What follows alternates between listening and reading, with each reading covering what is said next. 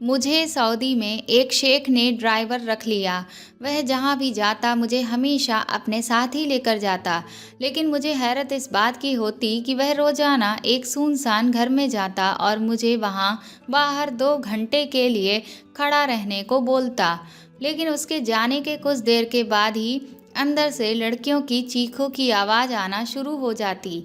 ये सब देखकर मैं बुरी तरह से घबरा जाता। एक दिन मैं हिम्मत करके उसके पीछे उसी घर में चला गया। लेकिन जब मैं अंदर गया तो मेरी आंखें फटी की फटी रह गईं। अंदर का मंजर ऐसा होगा ये मैंने सपने में भी नहीं सोचा था, क्योंकि अंदर शेख कई सारी लड़कियों के साथ। मैं तो उस शेख को बहुत अच्छा और हमदर्द समझता था, जिसका दिल किसी का भी दर्द देखकर पिघल जाए। पिछले 4 सालों से मैं उसी के यहाँ पर ड्राइवरी का काम कर रहा था। उसकी गाड़ी चलाता और एक तरह से मैं उसका गार्ड भी था, क्योंकि वह जहाँ भी जाता मेरे साथ ही जाता। इन 4 सालों में मुझे एक बार भी कभी ऐसा नहीं लगा कि वह इस किस्म का आदमी हो सकता है। लेकिन जब से मैंने वह नज़ारा देखा, मेरे सोचने समझने की क्षमता बिल्कुल ख़त्म हो चुकी थी। मुझे अभी भी यही लग रहा था कि मेरी आंखों ने जो भी देखा है वह एक धोखा है। अब तो मेरी आंखों से आंसू रुकने का नाम ही नहीं ले रहे थे। मैं यही सोच रहा था कि क्या किसी को जानने के लिए 4 साल भी कोई कम समय है। मुझे तो कभी ऐसा लगा ही नहीं कि ये शेख ऐसा घिनौना काम भी कर सकता है।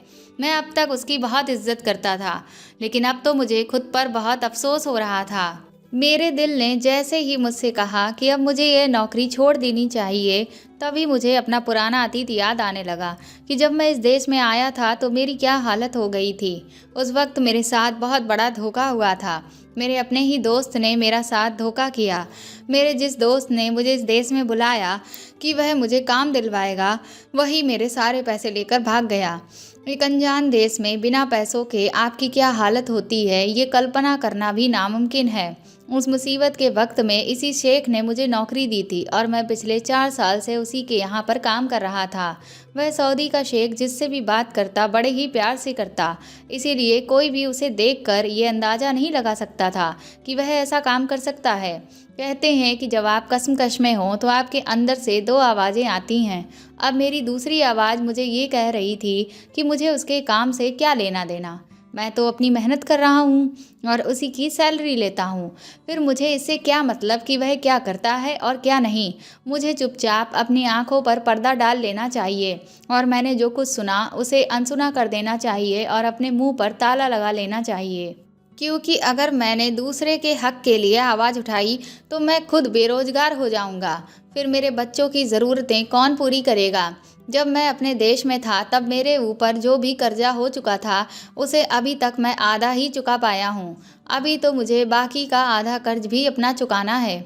जब मैं यहाँ आया था तो मेरे बीवी बच्चों के सर पर छत नहीं थी, लेकिन यहाँ नौकरी के करने के बाद से कम मेरे बीवी बच्चों के सर पर एक पक्के मकान की छत तो हो पाई है। और फिर यह शेख मेरे साथ तो अच्छे से ही पेश आता है, तो मुझे क्या मतलब कि वह कैसा काम कर रहा है, क्योंकि मेरे साथ तो वह बिल्कुल ठीक ही है। अब मेरे दिल की दूसरी आवाज़ मुझसे कह रही थी कि तुम एक खुदगर्ज इंसान हो जो सिर्फ अपने बारे में सोच रहे हो। तुम भी इस शेख की तरह जालिम हो और इंसानियत के नाम पर धब्बा हो, क्योंकि तुम गलत देखते हुए भी उसे रोक नहीं रहे हो। तुम्हारे अंदर इतनी भी हिम्मत नहीं है क्या कि तुम इस अपराध को रोक सको। अब तो मैं अपनी ही नज़र में गिर चुका था, क्योंकि कहीं ना कहीं मैं दिल से उस शेख को बुरा नहीं मान रहा था, क्योंकि वह मेरे साथ अच्छे से पेश आ रहा था। लेकिन जैसे ही मुझे अपनी नौकरी छोड़ने का ख्याल आता, मेरी आंखों के सामने मेरी पत्नी और बच्चे नज़र आने लगते हैं। वह पूरी रात मैंने बड़ी बेचैनी में गुजारी। ना तो मुझे नींद आ रही थी और ना ही मेरे दिल को करार आ रहा था। जब भी मैं अपनी आंखें बंद करता तो मेरी आंखों के सामने वही लड़कियां नज़र आने लगतीं, जिनकी चीखें अभी तक मेरे कानों में गूंज रही थीं। उनकी पुकार सुनकर मेरा दिल तड़पता। मैंने कभी भी नहीं सोचा था कि उस सुनसान मकान में मेरा शेख हर रोज़ इस तरह का काम कर रहा है। 4 साल तक मैं अनजान बना उसे वहाँ पर लेकर जाता रहा। शेख जब भी कहीं शॉपिंग करने जाता तब भी मुझे वार्निंग देकर जाता कि तू मेरे पीछे मत आना, यहीं गाड़ी के पास ही खड़े रहना। लेकिन क्योंकि मेरे दिल में उसके लिए एहसान था, जिसकी वजह से मुझे ऐसा लगता था कि यह इतना सारा सामान अकेले कैसे उठा पाएगा, इसीलिए मैं उसके पीछे चला जाता और उसके शॉपिंग बैग खुद उठाने लगता। मुझे आज भी वो दिन याद है जब पैसे ना होने की वजह से मैं 5 दिन से भूखा था और प्यासा भी। रोटी की कदर क्या होती है वो मुझे उस वक्त ही पता चली। मेरे पास उस वक्त ना तो खाने को रोटी थी और ना ही सर पर छत। मैं भूखा प्यासा मारा मारा सड़कों पर फिर रहा था। एक दिन सड़क पार करते हुए मेरी एक गाड़ी से टक्कर हो गई और जब मेरी आंख खुली तो मैं उसी शेख के घर पर था, क्योंकि मैं उसी की ही गाड़ी से टकरा कर गिर गया था। वह मुझे अपने घर ले आया। मेरे आंख खुलते ही मैं उठकर बैठ गया तो मुझे शेख ने आराम करने को बोला और मेरी हालत देखकर उसने मुझसे पूछा कि क्या तुम्हें भूख लगी है। मैं तो था ही इतने दिन का भूखा। मैंने तुरंत ही हाँ में सर हिला दिया। इस नए देश में मेरी मदद करने वाला वह पहला इंसान था। जिस वक्त मैं भूखा प्यासा था, मुझे सबसे पहली रोटी उसी इंसान ने दी थी। उस वक्त शेख की उम्र करीब 50 साल की होगी। वो मुझसे बहुत प्यार से बात कर रहा था। मैंने उसे अपने दोस्त के बारे में सब कुछ बता दिया कि किस तरह से उसने मुझे धोखा दिया। मैं उसके सामने हाथ जोड़कर रोने गिड़गिड़ाने लगा कि वह मेरी थोड़ी मदद कर दे। उसने मुझे तुरंत ही नौकरी पर रख लिया और आज मुझे उसके यहाँ काम करते हुए 4 साल हो गए थे। वह 4 सालों से उस सुनसान जगह पर जाता रहा। मैं अक्सर यही सोचता था कि शहर से दूर वह इस सुनसान जगह पर क्यों जाता है। जब शुरू शुरू में मैंने भी उसके साथ अंदर जाने की कोशिश की तो उसने मुझे सख्त हिदायत देकर मना कर दिया कि मेरे पीछे हरगिज भी मत आना। मेरे मन में अक्सर ये ख्याल आता कि आखिर ऐसी सुनसान जगह पर कौन रहता है जिससे ये शेख रोज़ रोज़ मिलने आता है और फिर 2 घंटे तक उसके पास अपना समय गुजारता है। मैंने सोचा हो सकता है कोई गरीब लोग यहाँ पर रहते हों जिनकी वह मदद करने के लिए आता हो। मेरे दिल में उसके लिए बहुत इज्जत थी, जिसकी वजह से मैं उसके बारे में कुछ भी गलत नहीं सोच सकता था। मैं अपने शेख का बहुत ख्याल रखता था और उसकी हर बात मानता था। लेकिन आज ना जाने मुझे क्या हुआ कि मेरे पैर खुद ब खुद उस घर के अंदर बढ़ गए। मैं अपने शेख पर शक नहीं कर रहा था, लेकिन बस मेरे अंदर जिज्ञासा थी ये जानने की कि वह भला यह नेक काम छुप कर क्यों कर रहा है, और अगर वह कोई गलत काम नहीं करता है तो फिर मुझे अंदर आने से मना क्यों करता है। मुझे भी एक बार ये देखना है कि वह इतने सालों से हर रोज़ किससे मिल रहा है। कहीं ना कहीं मुझे ये उम्मीद थी कि मेरा शेख ज़रूर किसी ना किसी की मदद कर रहा होगा। लेकिन मुझे नहीं पता था कि जब मैं अंदर पहुंचूंगा और वहां का नज़ारा देखूंगा तो मेरे तो होश ही उड़ जाएंगे। जब मैं उस घर के दरवाजे के पास पहुंचा तो वह दरवाज़ा बंद था। मैंने इधर उधर देखा तो वहां पर मेरे अलावा कोई भी नहीं था, क्योंकि गेट के ऊपर के हिस्से पर काफ़ी जगह खाली थी और दरवाजे से लगी हुई दीवार पर कुछ इस तरह की डिजाइन्स बनी हुई थीं जिस पर आसानी से अपने पैर जमाए जा सकते थे। मैं धीरे धीरे करके उन डिजाइन्स पर पैर रखकर ऊपर की तरफ बढ़ा और गेट कूदकर अंदर पहुंच गया। जब मैं अंदर पहुंचा तो थोड़ा हैरान हुआ, क्योंकि बाहर से जो घर बिल्कुल बेकार नज़र आ रहा था, अंदर से बड़ा ही खूबसूरत और साफ़ सुथरा बना हुआ था। अब मैं यह सोचने लगा कि आखिर मैं किस तरह आगे बढ़ूं। मैं अभी सही जगह पहुंचने का रास्ता ढूंढ ही रहा था कि तभी मुझे सामने से एक गार्ड दिखाई दिया। उसे देखकर तो मेरे पैर ही कांपने लगे, लेकिन मैं तुरंत ही फुर्ती से कुछ कदम पीछे हटकर दीवार के साइड में छुप गया। मैं बिल्कुल बाल बाल बचा। अगर 1 सेकंड की भी देरी होती तो उसकी नज़र मुझ पर पड़ गई होती। अब मैं ये सोचने लगा कि आखिर इस घर में ऐसा क्या खजाना छुपा हुआ है कि यहाँ पर गार्ड्स लगे हुए हैं। अब तो मेरी जिज्ञासा और भी ज़्यादा बढ़ गई थी। मैं अंदर जाने से खुद को रोक ही नहीं पा रहा था, लेकिन मुझे साफ नज़र आ रहा था कि अंदर जाना किसी खतरे से खाली नहीं है और इतना खतरा मोल लेने की हिम्मत मुझ में अब नहीं हो रही थी। इसीलिए मैंने सोचा कि बिना बात किसी मुसीबत को दावत देने की आखिर ज़रूरत ही क्या है। मैं वापस उसी गेट की तरफ बढ़ने लगा जिससे अभी मैं कूदकर अंदर आया था। लेकिन जैसे ही मैंने अपने कदम बढ़ाए तभी मुझे किसी लड़की के चिल्लाने की आवाज़ सुनाई दी। उस आवाज़ से मेरे कदम अचानक ही रुक गए। वह आवाज़ उसी कमरे से आ रही थी जिसकी दीवार के पीछे मैं छुपा खड़ा हुआ था। लेकिन क्योंकि उस दीवार में कोई खिड़की नहीं थी तो मैं देख नहीं पा रहा था कि आखिर उस कमरे में हो क्या रहा है।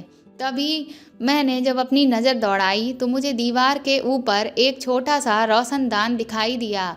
वह आवाज़ उसी रोशनदान की वजह से मुझे साफ सुनाई दे रही थी, लेकिन वह रोशनदान काफ़ी ऊंचाई पर बना हुआ था, जहां पर पहुंचना मेरे लिए मुश्किल था। क्योंकि दीवार ऊंची थी, अब मैं अपने आसपास देखने लगा जिसकी मदद से मैं उस रोशनदान तक पहुंच सकूं। तभी मेरी नज़र खाली पड़े ड्रमों पर पड़ी। उन ड्रमों की लंबाई अच्छी खासी थी। एक ड्रम को रखकर भी मैं आराम से उस रोशनदान तक पहुंच सकता था। मैंने दोबारा से झांक कर देखा तो वह गार्ड वहां से चला गया था। मैं फुर्ती से ड्रम की तरफ आगे बढ़ा और बहुत ही सहूलियत से एक ड्रम को बिना आवाज़ किए धीरे से उठाकर रोशनदान के नीचे ले आया।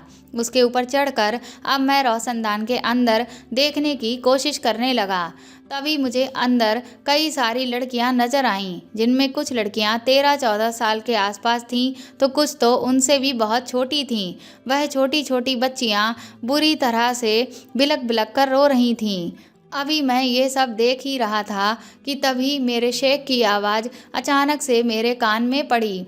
मैंने अपनी नज़र थोड़ी सी घुमाई तो मैंने देखा कि मेरा शेख एक लड़की को बड़ी ही बेदर्दी से पकड़े हुए था। वह बुरी तरह से चिल्ला रही थी। मुझे तो अपनी आंखों पर यकीन ही नहीं आया जो रूप मैंने अपने शेख का देखा। वह उस वक्त बड़ा ही भयानक लग रहा था, क्योंकि वह बहुत गुस्से से उस लड़की को देख रहा था। उसने उस लड़की को बड़ी ही बेरहमी से जोर का धक्का देकर फेंक दिया। वह बेचारी बहुत तेजी से नीचे गिरी और चोट लगने की वजह से करहाने लगी। उसके बाद वह शेख के सामने हाथ जोड़कर माफ़ी मांगने लगी और गिड़गिड़ाने लगी कि मुझे छोड़ दो, लेकिन शेख ने उसे बुरी तरह से पीटना शुरू कर दिया। ये सब देखकर तो मेरा कलेजा मेरे मुंह को ही आ गया। मेरे कान उन लड़कियों की चीखें अब बर्दाश्त ही नहीं कर पा रहे थे। मैं जल्दी से नीचे उतरा और अपने कदमों की रफ्तार तेज करते हुए फुर्ती से गेट खोलकर गाड़ी के पास आकर खड़ा हो गया। अब तो मुझे ऐसा लग रहा था कि मेरा सर बुरी तरह से चकरा रहा है। मेरा दिल इतनी तेज़ तेज़ धड़क रहा था जैसे कि मुझे अभी हार्ट अटैक ही आ जाएगा। मेरी हालत ख़राब होती ही चली जा रही थी। मैंने सपने में भी नहीं सोचा था कि आज मुझे अपने शेख का इतना भयानक रूप देखने को मिलेगा। 2 घंटे के बाद जब वह शेख उस घर से बाहर आया तो उसके चेहरे पर वैसी ही मुस्कान बिखरी हुई थी जैसी कि हमेशा होती है। जबकि मैंने उसे अंदर देखा था तो वह बहुत गुस्से में था, लेकिन इस वक्त उसके चेहरे पर गुस्से का नामो निशान तक नहीं था। अब क्योंकि मुझे अपने शेख का राज मालूम हो चुका था, जिसकी वजह से अब मुझे बहुत ज़्यादा डर लग रहा था। पहली बार ऐसा हुआ कि गाड़ी चलाते हुए 2 बार मेरी गाड़ी टकराते टकराते बची। शेख मुझसे कहने लगा, क्या हो गया है तुम्हें? आज क्या तुम्हारी तबीयत ठीक नहीं है? अब मैं उससे क्या कहता कि मैंने आज क्या देख लिया है। मैंने बहाना बना दिया कि पता नहीं, लेकिन बस मुझे थोड़े चक्कर आ रहे हैं। तभी अचानक से मैंने किसी को टक्कर मार दी। मैं घबरा कर नीचे उतरा। शेख भी थोड़ा डर गया। जब गाड़ी के पास जाकर देखा तो एक लड़की नीचे बेहोश पड़ी हुई थी। शेख ने मुझसे कहा, ये तुमने क्या कर दिया? अगर तुम्हारी तबीयत ठीक नहीं थी तो तुम मुझे बता देते, तो आज मैं गाड़ी चलाने के लिए किसी और को ले आता। मैं घबराई हुई नज़र से शेख की तरफ देखने लगा। फिर उसने मुझसे तुरंत ही कहा कि इसे गाड़ी में लिटाओ और घर लेकर चलो। जब हम शेख के घर पहुंचे तो मैं उस लड़की को उठाकर शेख के बताए हुए कमरे में लेकर गया। शेख ने गाड़ी में ही डॉक्टर को फ़ोन कर दिया था, इसीलिए हम लोग जैसे ही घर पहुंचे कुछ सेकंड बाद ही डॉक्टर घर आ गया। डॉक्टर ने जब लड़की का चेकअप किया तो उसने कहा, ज़्यादा चोट नहीं आई है, बस शायद टकराने की वजह से घबरा गई है, जिसकी वजह से बेहोश हो गई है। अभी थोड़ी ही देर में इसे होश आ जाएगा, आप बिल्कुल भी फिक्र ना कीजिए। फिर डॉक्टर कुछ दवाइयाँ लिखकर वहाँ से चला गया। शेख ने मुझसे कहा, तुम भी जाओ और अपने क्वार्टर में आराम करो जाकर, क्योंकि तुम्हारी तबीयत भी ठीक नहीं है। लेकिन मेरा वहाँ से जाने का बिल्कुल भी मन नहीं था। उस बेचारी लड़की को मैंने टक्कर मार दी थी, मेरी वजह से उसकी यह हालत थी। मैंने शेख से कहा कि मैं अभी कुछ देर यहीं बैठना चाहता हूँ, क्योंकि मुझे बहुत अफसोस हो रहा है। तभी उस लड़की को होश आ गया। वह लड़की करीब 25-26 साल की होगी। शेख ने उसको पहले कुछ खाने पीने को दिया उसके बाद जब वह थोड़ा संभली तो उसके बारे में जानकारी लेना शुरू किया।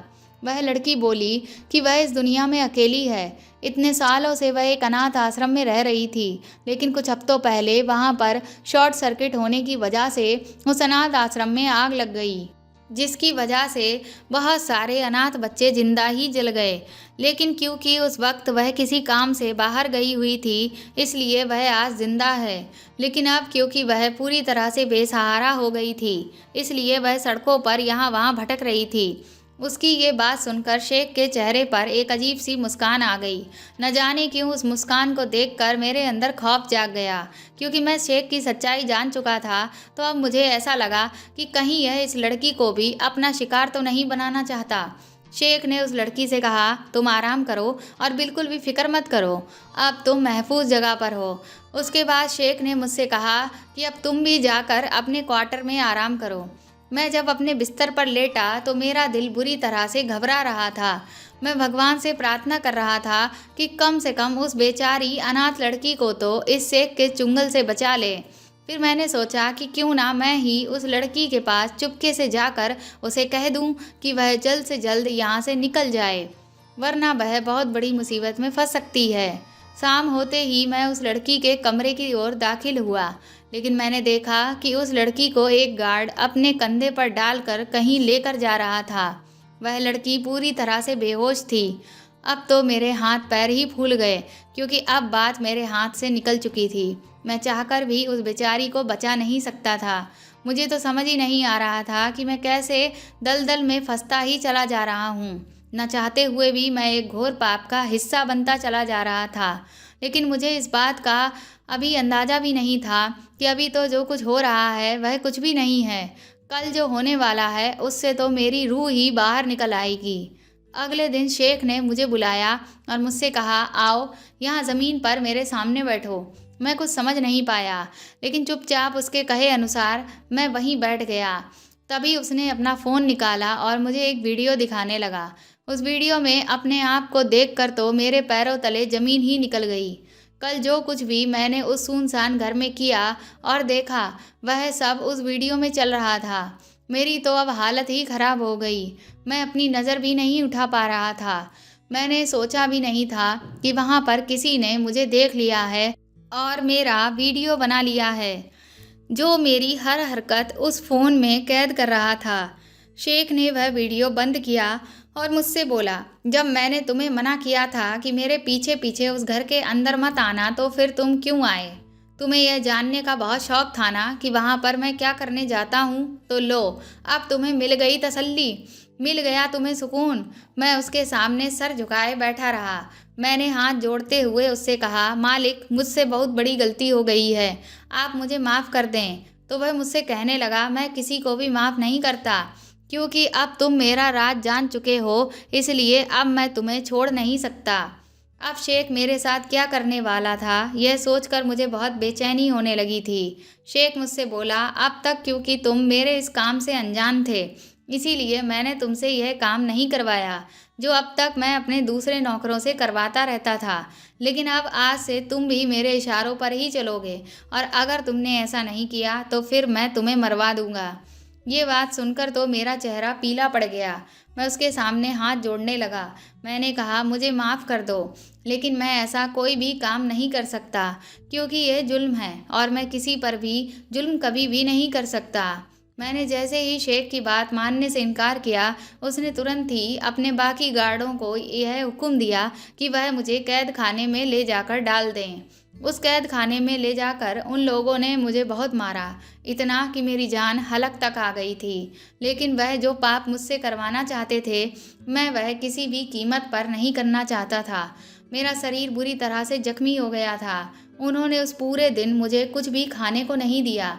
शाम को वह शेख उस कैद खाने में आया और उसने मेरे बालों को कसकर पकड़ते हुए मुझसे कहा कि बता, अब तू मेरा काम करेगा या नहीं करेगा? उसकी बात का जवाब देने के लिए मेरे अंदर हिम्मत नहीं बची थी, क्योंकि मैं प्यास से बुरी तरह तड़प रहा था। मैं उसके आगे पानी के लिए गिड़गिड़ाने लगा और वह जोर जोर से किसी शैतान की तरह हंसने लगा।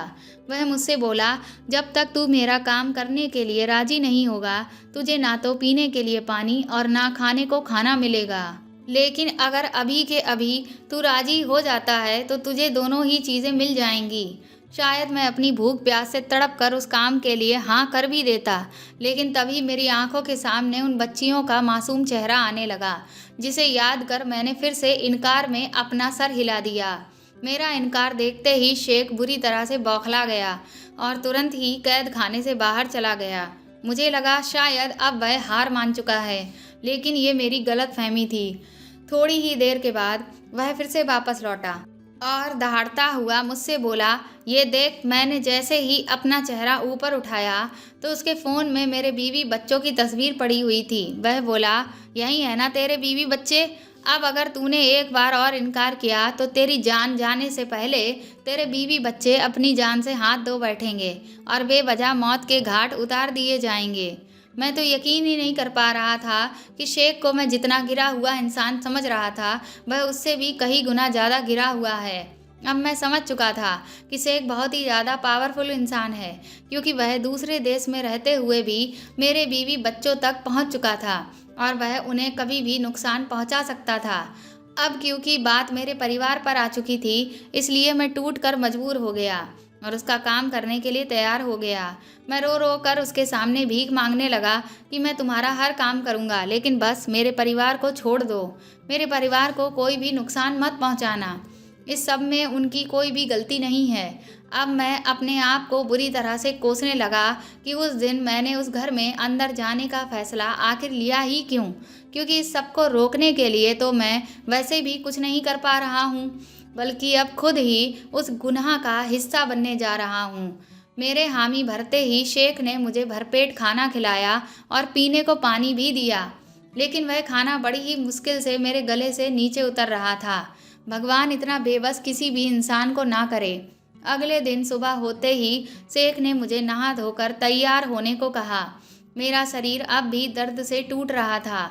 मैं बड़ी ही मुश्किल से चल पा रहा था।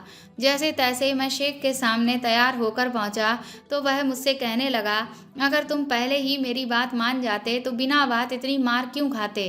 उसके बाद शेख ने मुझे गाड़ी में बैठने का इशारा किया और वह भी मेरे साथ गाड़ी में बैठ गया। आज उसकी गाड़ी कोई दूसरा ड्राइवर चला रहा था। वह मुझे उसी सुनसान घर में ले आया था जहां वह इतने सालों से आ रहा था।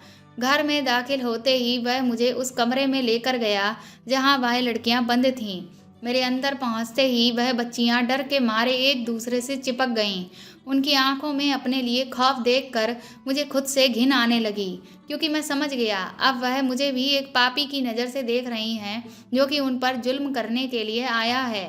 शेख ने मुझसे कहा, इनमें से एक लड़की को उठाओ और बगल वाले कमरे में लेकर जाओ। मैं उन बच्चियों के चेहरे देखने लगा कि आखिर अब यह जुल्म मैं किसी एक लड़की के साथ कैसे करूं। मैंने देखा सभी बच्चियां बहुत ही मासूम थीं। तभी मेरी नज़र उस लड़की पर पड़ी जिसका कल मुझसे एक्सीडेंट हो गया था और जिसे शाम को बेहोश करके कहीं ले जाया जा रहा था। अब मेरा शक यकीन में बदल गया। मैंने जैसा सोचा था ठीक वैसा ही हुआ। उस लड़की को भी यह शेख अपना शिकार बनाने के लिए ही तसल्ली दे रहा था। वह बेचारी भी डरी सहमी सी बैठी हुई थी। मुझे उन बच्चियों में अपने बच्चों के चेहरे नजर आने लगे। मैं एक बार फिर से शेख के सामने गिड़गिड़ाने लगा कि मैं किसी भी लड़की पर यह जुल्म नहीं कर पाऊंगा। शेख ने मुझे धमकाया कि अगर तूने ये काम नहीं किया तो तेरे सारे पासपोर्ट और डॉक्यूमेंट मेरे पास हैं। मैं तुझे जासूसी के इल्ज़ाम में फंसवा दूंगा और फिर ज़िंदगी भर तू यहाँ पर सड़ेगा। शेख मुझे तरह तरह की धमकियाँ देता ही चला जा रहा था ताकि मैं किसी भी तरह से मजबूर होकर उसकी बात मान लूँ, लेकिन मैं उसकी किसी भी बात से उसकी हाँ में हाँ नहीं मिला पा रहा था। जिस बात से वह एक बार फिर बौखला गया और उसने अपने गार्ड से कहकर मुझे उन बच्चियों के सामने ही बहुत बुरी तरह से पिटवाया। जब उसके गार्ड मुझे पीट रहे थे तो वह लड़कियां भी बेचारी डर के मारे बुरी तरह से चीख रही थीं। मार मार कर उन्होंने मेरी एक बार फिर से हालत ख़राब कर दी। उसके बाद वह शेख फिर से मेरे परिवार की तस्वीर मुझे दिखाकर बोला, शायद तू ये बात भूल गया है। अब बता, ये काम करेगा या नहीं? उस वक्त बच्चियों का डरा चेहरा देखकर सच में मैं अपने परिवार के बारे में भूल ही गया था कि उनकी जान इस शेख ने अपनी मुट्ठी में कैद कर रखी है। अब मैं फिर से मजबूर हो गया और उन बच्चियों के सामने खड़ा हो गया ताकि उनमें से किसी एक की मैं बलि चढ़ाने के लिए उसे दूसरे कमरे में लेकर जा सकूं। मैंने हाथ जोड़कर उन बच्चियों से माफ़ी मांगी कि हो सके तो वह मुझे माफ़ कर दें, क्योंकि अगर आज मैंने उन पर यह जुल्म नहीं किया तो मेरा परिवार मौत के घाट उतार दिया जाएगा। उसके बाद मैंने अपनी आंखें कसकर बंद कर लीं और अपना हाथ आगे बढ़ाया। फिर उनमें से जैसे ही एक लड़की का हाथ मेरे हाथ में आया और मैंने उसे कसकर पकड़ा, वैसे ही मैंने अपनी आंखें खोलीं। आंखें खोलते ही मैं सहम गया, क्योंकि मैंने जिस लड़की का हाथ पकड़ा था वह कल वाली वही अनाथ लड़की थी। वह बेचारी बुरी तरह से तड़प तड़प कर रोने लगी और बोली, भैया मुझे छोड़ दो, मेरे साथ ऐसा मत करो। मैंने तुम्हारा आखिर क्या बिगाड़ा है? मैं एक अनाथ लड़की हूँ। बचपन से मैंने आज तक कभी भी माँ बाप का प्यार नहीं देखा। मुझे लगा कि शायद मेरी बदनसीबी इतनी ही है, लेकिन मुझे क्या पता था कि अभी तो मेरी बदनसीबी में और भी बहुत कुछ लिखा हुआ है। उसकी बात सुनकर मेरी पकड़ थोड़ी धीमी पड़ गई, क्योंकि वह बेचारी सच ही कह रही थी। मैं सोचने लगा, आखिर इस मासूम ने मेरा क्या बिगाड़ा जो मैं इसके साथ ये जुल्म कर रहा हूँ। लेकिन मैं भी उसके साथ बुरा व्यवहार करने के लिए मजबूर था। आज जो कुछ भी उसके साथ होगा उसके बाद तो वह मर ही जाएगी। शेख मुझ पर एक बार फिर जोर से चिल्लाया, जल्दी कर, मेरे पास इतना वक्त नहीं है कि मैं तेरा ये इमोशनल ड्रामा देख सकूं। शेख की आवाज़ से मैं घबरा गया और तुरंत ही मैंने उस लड़की को खींचकर खड़ा किया और दूसरे कमरे में ले जाने लगा। जब मैं उस कमरे में पहुंचा तो वहां 3 डॉक्टर पहले से ही मौजूद थे। उस कमरे को किसी ऑपरेशन थिएटर के जैसे बना रखा था। कमरे के अंदर का नज़ारा देखकर मैं अच्छे से समझ गया कि यहाँ पर इन लड़कियों के साथ क्या किया जाता है। ये लोग इन लड़कियों के अंगों को निकाल कर काला बाजारी में बेचते हैं, जिससे ये तो मोटा पैसा कमाते हैं, लेकिन ये लड़कियां बेचारी बेमौत मारी जाती हैं। ब्लैक मार्केट में इंसान के अंगों के दाम बहुत ही महंगे दामों पर बिकते हैं। ये बात मुझे पता थी। डॉक्टर ने मुझसे ही कहा कि मैं उस लड़की को बेड पर लिटा दूं। मैंने ज़बरदस्ती उस लड़की को लिटा दिया। वह बुरी तरह से चिल्ला रही थी और तड़प रही थी। मुझसे यह देखा ना गया और मैं उसे छोड़कर तुरंत ही कमरे से बाहर निकल आया। जब मैं बाहर निकला तो शेख बाहर ही मेरा इंतज़ार कर रहा था और उसने मेरी पीठ थपथपाते हुए कहा, बहुत अच्छे, आज से तुम भी मेरी तरह शैतान ही कहलाओगे। मैं बेजान कदमों से उसके साथ बाहर जाने लगा। मेरी आंखों के सामने अपने बच्चों के चेहरे नज़र आने लगे। मेरी आंखों से आंसू रुकने का नाम ही नहीं ले रहे थे। मैं यही सोच रहा था कि क्या पैसा ही सब कुछ होता है? ये डॉक्टर तो कितने पढ़े लिखे हैं, लेकिन फिर भी ये अपना ईमान सिर्फ पैसे की खातिर बेच रहे हैं। बल्कि डॉक्टर बनकर तो ये दिन में ना जाने कितने लोगों का इलाज करते होंगे, उन्हें जिंदगियां देते होंगे और उससे भी न जाने कितना पैसा कमाते होंगे। फिर भी ये रात को चंद पैसों की खातिर बेचारी मासूम लड़कियों के अंगों को निकाल कर बेचते हैं। ये लड़कियां पता नहीं कहां कहां से पकड़ कर लाई गई हैं। इनके माँ बाप इन्हें बेतहाशा ढूंढ रहे होंगे, लेकिन उन्हें क्या पता कि उनकी लड़कियों के साथ यहाँ पर क्या हो रहा है, जिसकी सुनवाई करने वाला यहाँ कोई भी नहीं है। और आज मैं भी इस पाप का हिस्सा बन गया। आज के बाद मेरे बच्चे जो रोटी खाएंगे वह इन लड़कियों के खून से सनी हुई होगी। उस लड़की का चेहरा अभी भी मेरी आंखों के सामने तैर रहा था। अंदर से जी तो चाह रहा था कि दौड़ कर जाऊं और उस लड़की को बचा लूं, लेकिन मैं मजबूर था। मैं भगवान से मन ही मन प्रार्थना करने लगा कि इससे अच्छा तो वह मुझे मौत दे दे। तभी अचानक से कमरे के अंदर से डॉक्टरों की चीख पुकार की आवाज़ आई और ऐसा लगा कि बहुत सारा सामान इधर उधर गिर रहा है। ये देखकर मैं बुरी तरह से चौंका और शेख भी अचानक से हड़बड़ा गया कि आखिर ये क्या हुआ। वह अपने सारे गार्ड्स को लेकर अंदर पहुंचा। जब हम अंदर पहुंचे तो जो डॉक्टर वहां पर लड़कियों के अंग निकालने के लिए थे वह सभी लहूलुहान हालत में पड़े हुए थे और वह लड़की कहीं भी नज़र नहीं आ रही थी। शेख ने अपने गार्ड से कहा कि उस लड़की को तुरंत ढूंढो। आखिर इस कमरे से बाहर वह कहाँ जा सकती है। मैं भी हक्का बक्का सा दरवाजे पर खड़ा हुआ था। जैसे ही गार्ड्स आगे बढ़े तभी ठीक मेरे सर के ऊपर से वह लड़की उन गार्ड्स के ऊपर कूदी और 2-3 मुक्कों में ही उन सभी गार्डों को ढेर कर दिया। उस लड़की को सही सलामत देखकर मुझे जितनी खुशी हुई, उतनी खुशी तो मुझे 4 दिन भूखे रहने के बाद रोटी मिलने पर भी नहीं हुई थी। मैं खुशी के मारे उछल पड़ा और मैंने कहा, भगवान का लाख लाख शुक्र है बेटा कि तुम सही सलामत हो। शेख फिर से बुरी तरह से बौखला गया और उसने अपने और भी गार्डों को बुला लिया, लेकिन वह लड़की इतनी फुर्तीली थी कि उसने 2 मिनट में बाकी के गार्डों को भी मार मार के बेहोश कर दिया। अब तो मैं समझ चुका था कि ये लड़की कोई आम लड़की नहीं है। तभी मुझे अचानक से बहुत सारे कदमों की चहलकदमी सुनाई दी। मैंने पीछे पलट कर देखा तो मेरे पीछे सऊदी पुलिस खड़ी हुई थी। उसके बाद लड़की ने शेख को पकड़कर इतना पीटा कि उसने कभी सोचा भी नहीं होगा। ये सब अचानक से क्या हुआ, कैसे हुआ, मुझे तो कुछ भी समझ नहीं आ रहा था। लेकिन मैं बहुत ज़्यादा खुश था क्योंकि जो चीज़ मैं नहीं कर पाया था वह उस लड़की ने कर दी थी।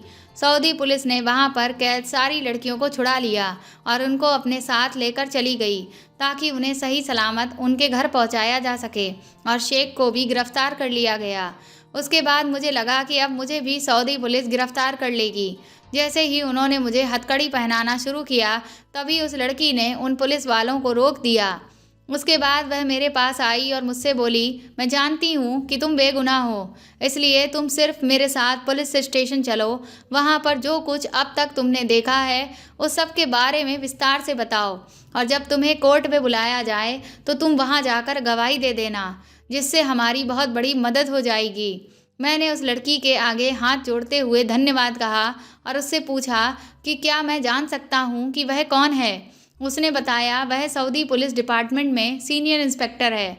वह बहुत दिनों से इस शेख के पीछे थी, लेकिन उसे इसके काले कारनामों को साबित करने के लिए कोई भी सबूत नहीं मिल पा रहा था। लेकिन उस दिन मैंने उस गाड़ी से टक्कर मारकर उसका काम आसान कर दिया, क्योंकि वह बहुत दिनों से शेख के घर में बहरूपिया बनकर घुसने की कोशिश कर रही थी, लेकिन उसे मौका मिल ही नहीं पा रहा था।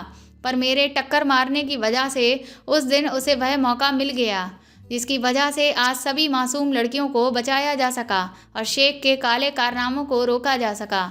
शेख पर मुकदमा शुरू हुआ था और शेख के खिलाफ गवाही देकर मैंने उसे फांसी की सज़ा दिलवा दी थी।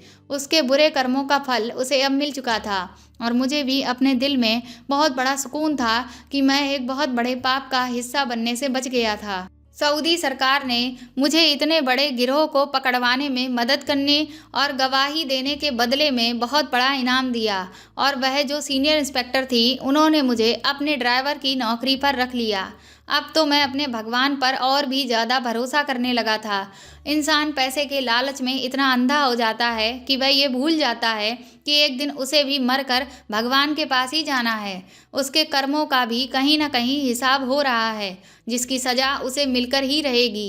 इंसान को कभी भी अच्छे कर्मों का साथ नहीं छोड़ना चाहिए, क्योंकि मरने के बाद हमारे साथ कुछ भी नहीं जाता, सिर्फ हमारे अच्छे कर्म ही जाते हैं। तो दोस्तों, आपको ये कहानी कैसी लगी हमें कमेंट करके ज़रूर बताएं और प्लीज़ मेरे चैनल को सपोर्ट करें। इस कहानी को ज़्यादा से ज़्यादा शेयर करें और लाइक करें और आप चाहें तो मुझे सुपर थैंक्स भी दे सकते हैं। और अगर आप मेरे चैनल पर नए हैं तो सब्सक्राइब करके बेल आइकन को ज़रूर दबा दें, ताकि आगे भी मैं आपको ऐसी ही अच्छी कहानियाँ सुनाती रहूँ। Thank you.